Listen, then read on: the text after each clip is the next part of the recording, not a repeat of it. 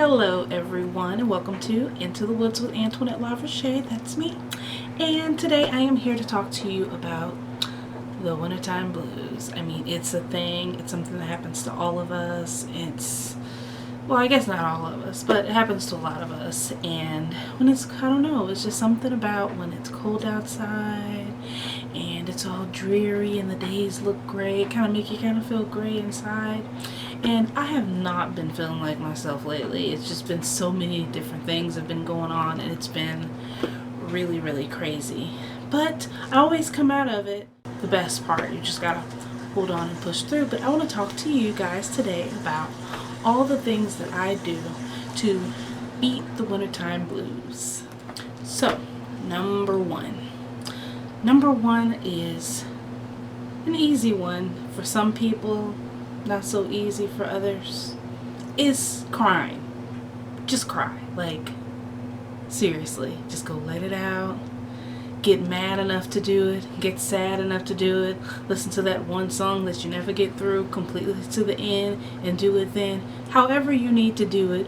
Don't wait to do it and make a fool out of yourself and like overload and lose all your marbles in the grocery store if you forgot your wallet at home, or freak out in front of like a new boyfriend or something. Like, don't do that. Like, if you need to cry, if you're upset, just let it out. Like, that's the easiest thing to do. And I don't think that's really easy for a lot of us to do, because a lot of us were taught, like, don't cry. Like, I'm from a no cry family. Like, we don't cry. Like, we get through our stuff, we walk on with it, we go with it, life goes on, and the story goes on. That's just how it is.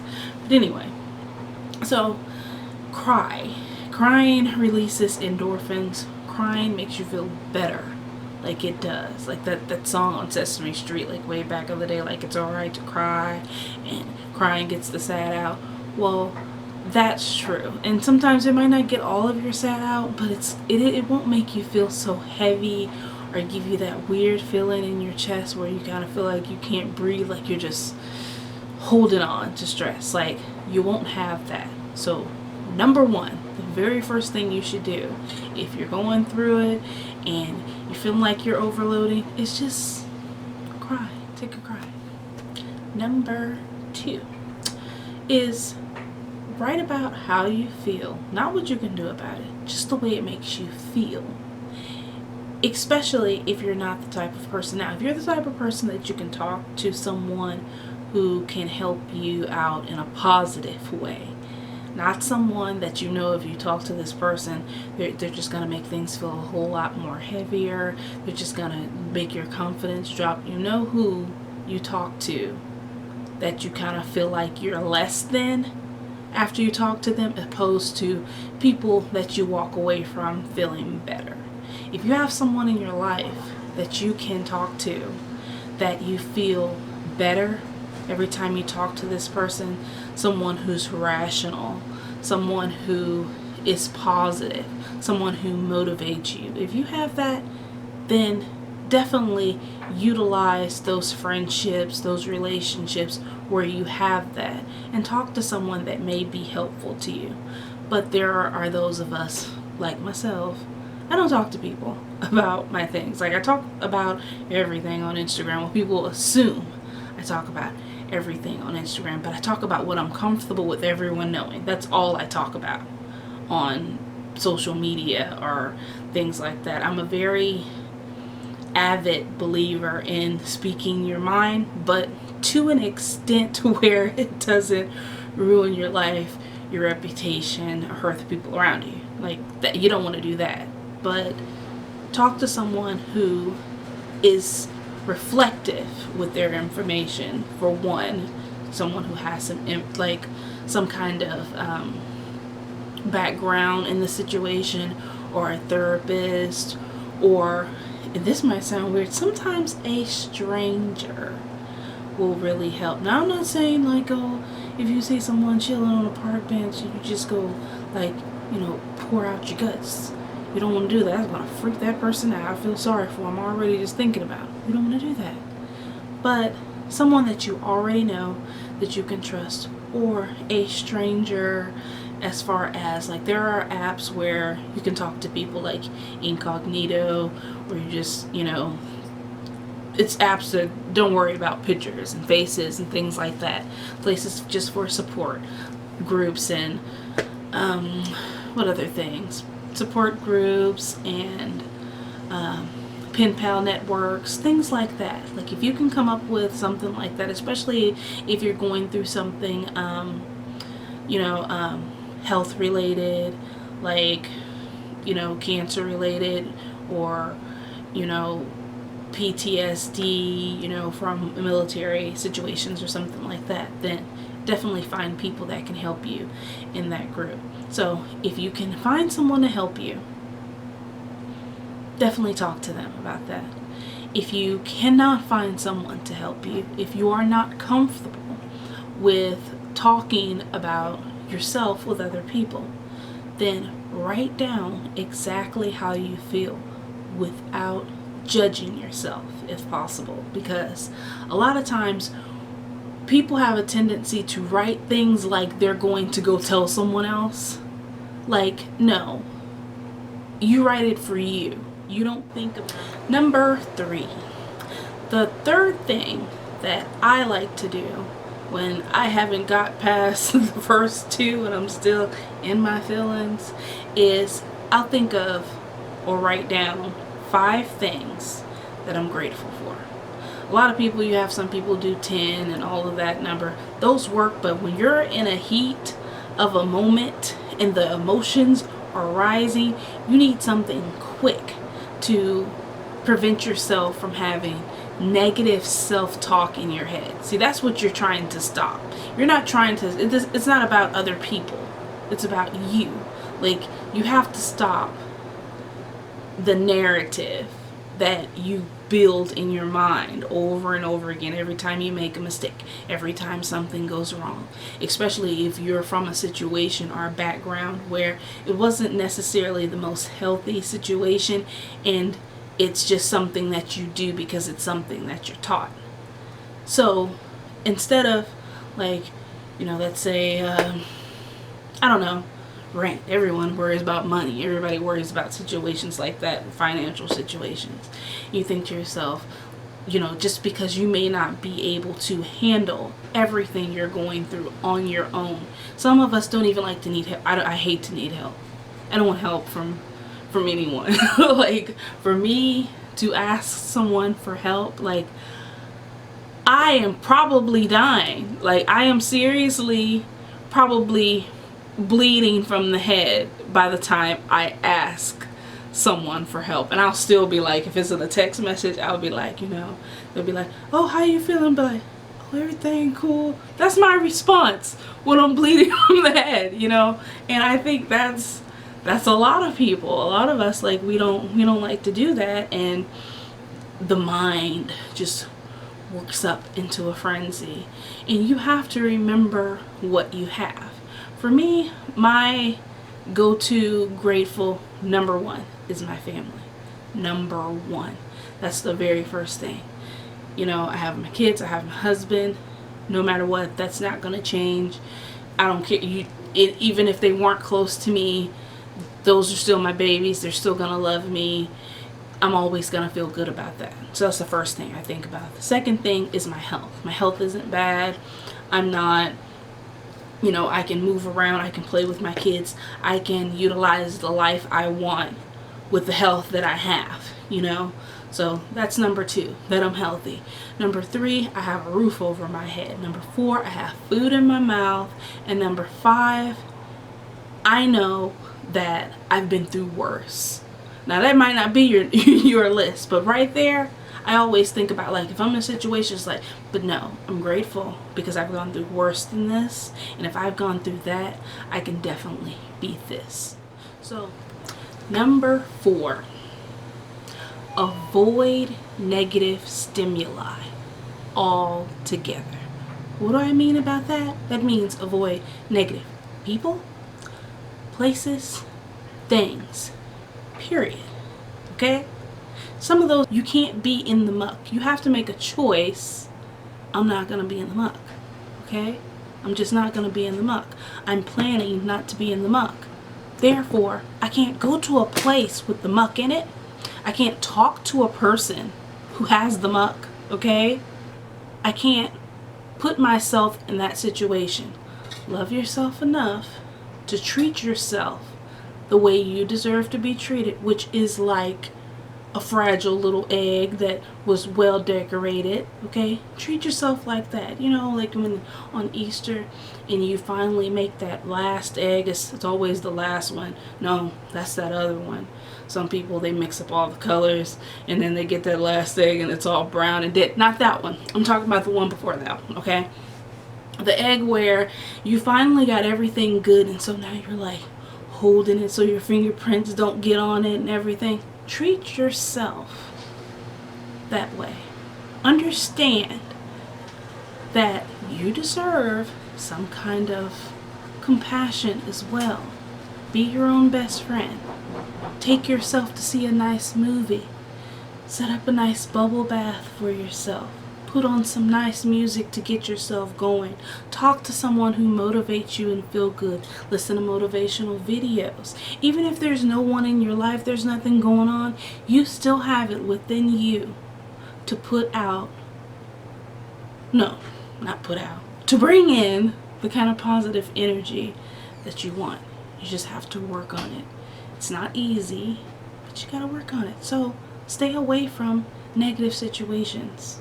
Like, don't, you know, if you know that Black Friday shopping gives you anxiety and you've been anxious like all weekend because you broke up with your boyfriend or you just found out your mom is sick and y'all are waiting for test results and the results won't be back for the next 2 weeks, don't go Black Friday shopping and put yourself in a negative situation where your anxiety is just increasing. When you feel bad, take care of yourself.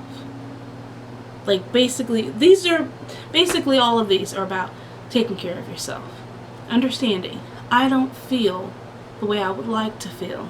I feel down, I feel blue. So now I need to be taken care of by myself, okay? You might have other people out there to take care of you, but at some point in all of our lives, we're going to be alone. It always comes back down to just us and the thoughts in our heads and the feelings in our heart at some point. And when you get back there, that's the place you're going to need the nourishment. So be cognitive about where you put yourself, the situations you put yourself in. Even some of the guilty pleasure TV. If you're having a bad situation in your relationship and you're thinking about working that out, you don't need to be watching Love and Hip Hop. You know, that's what I'm saying. Like, you don't need to see where all the people that, you know, all the stimulation that you bring yourself is about negative relationships or people battling all the time, people arguing, people fighting all the time. Like, if that's not the energy that you want to be in, then even in an entertainment setting, don't bring it to your life. Like, don't bring it to your head at all, because those things subliminally affect the way we feel. With number 5 basically, and that's listen to positive music. Just like I said, those videos on TV, they can affect you. Music is one of the things really affects me. There are songs way back from the 90s that I associate with the death of my grandpa that I will not listen to, period. Like, songs that you're just never gonna see on my playlist because these songs put me in a bad mood, or they just pull my heartstrings, you know? You need to make a playlist for yourself of the pick me up. If you don't, everyone has like their little playlist labeled, you know, my get turned playlist, my, you know, my driving playlist, my on the way to work. You need to make a I feel down, get back up playlist with all the things that are going to make you feel good about yourself, because music, for me, music even helps me with anxiety. Sometimes I'm in the car and when my anxiety is high, like my husband, he's a crazy old driver, y'all. It's oh, it's so scary. But, you know, and he'll be like speeding up to people and everything, and my heart will be like, you know, that's me the whole time. And I'm just like, you know, like my heart is stopping with every turn, everything that happens. Like I'm losing it inside, you know. But I have learned, especially on our road trip rides, that when my anxiety is really, really high, I sing. I even taught this to my kids because my oldest son, he has general anxiety as well. So whenever you feel really anxious, listen to songs with music that you know, like, and sing along with it. And you think about the words, you picture a place in your mind that you'd rather be. And it's just gonna get you there. And so listen to positive music. If you're not already feeling better by this number, by number 6, you know, I don't know if we're gonna be able to help you. To be honest with you. but usually, I don't care how bad I'm feeling, if I get all the way down, and music is just usually gonna give it to me. Music is going to give it to me. Music is enough sometimes to just make you feel like you're breathing, you know. So remind yourself that you're alive. Put on some good tunes. Pick your spirit back up. Go outside. Go outside whether you feel like it or not. Especially if you don't feel like it. That's when you really need to go outside. There are times I don't want to go outside, but the sun is way more important than people think. Okay? The sun is good for us. The sun is good for our skin. The sun is good for the way we feel. The sun is good for the food we eat. We need the sun. Without the sun, none of us are thriving. Okay? Even when you go out there, and right now, you know, since it's winter time and it looks all dreary, and you just think, oh, the sun's just not getting through there. It's getting through there. Just go out there. Even if it's 30 minutes, 35 minutes, whatever, just to sit on your porch. Sometimes I go out and I just sit on my porch and just stare and look around in my nightgown with my hair all over my head, not looking even the slightest bit cute, but just breathing in fresh air. Just reminding ourselves that the world is bigger than the box we put ourselves in or we create, okay? You just gotta go out there and get a breath of fresh air. This too shall pass. I don't care what you're going through. Within time, it will not have the strength it has now. It will not have the power it has now over you, okay? It's gonna go away. So you just gotta breathe, and you have to have patience. Patience is, oh, you guys, like, I'm the wrong person to even talk about patience too, because I have the worst patience on the planet, okay? Which is why I'm saying I know what helps, because I have had to learn more patience over time, to just stop fighting against the grain. You know, sometimes I think bad things happen to us, and then we're so resistant to change. We're so resistant to just accepting that some things we have to go, no, I have to scratch all of that out right now. Not some things, everything. Everything. You have to go through to get through. Okay? Every problem you've ever had, every trauma you've ever experienced, there is no jump over. You're not going to drink it away.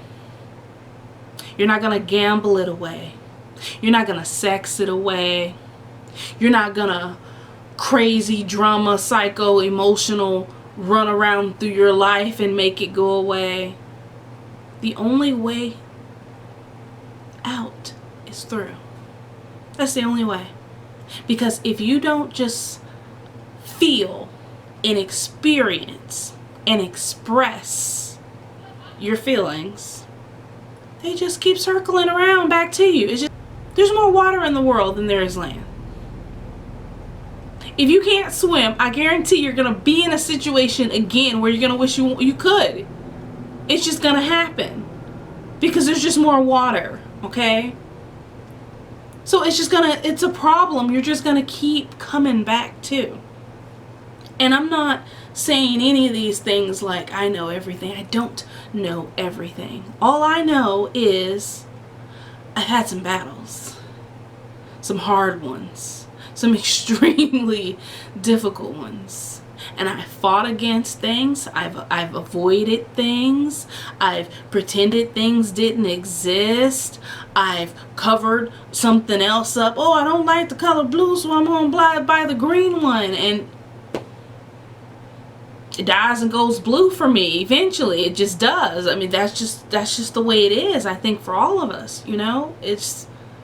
We're gonna go through things, and everything bad that happens to us doesn't mean that it's not gonna get good later. Sometimes the bad things are blessings in disguise. Like, think of that for a minute. How many times have you been in a situation you're just like, oh my God, I can't believe that, oh, my car got wrecked. In fact, I can say this for myself, you know. Like for me, I was in a bad car accident, last year. And I thought it was the most horrible thing in the world that happened. I was like, oh my God, I can't believe this is happening to me. How am I going to do this? How am I going to do that? And it turned out that I was available to do things. It's like it's weird how the universe works. Like how there's situations, like for example, since I didn't have a car, like at that time, me and my husband, we were desperately trying to move our family to Houston. And my car, on the way to Houston, I got into a bad car wreck. My whole car was totaled and everything. I was like, oh my God. And basically, if it hadn't been for that car wreck, we probably would be in Houston. I never wanted to move to Houston in the first place. Now, did I want to lose my car? No, I didn't. But at the same time, because I didn't have my car anymore, we had to put a whole lot more energy in other places. And it was just like, to a point we had kind of given up and was like, okay, we have to go back home, the hometown home, but hill country's home. But anyway, we thought that's what we were going to have to do with our life. And we got into that car, I got into that car accident. It changed my life, and I'll talk about it in other videos, okay? But it changed my life a lot. But one of the biggest things that it did is it really hurt our chances of moving back. And we had given up, which is the reason we were moving back, not because we wanted to go back. And then after I didn't have my car anymore, it was just like, you better survive where you are, because you're gonna struggle to get to where you're going if you have to get there and buy another car. So it helped me stay somewhere I was. It was a blessing in disguise. And that is my whole list of things to do when you feel bad, when you feel down, and when this whole winter blues have got you losing your mind. Put some effort into yourself.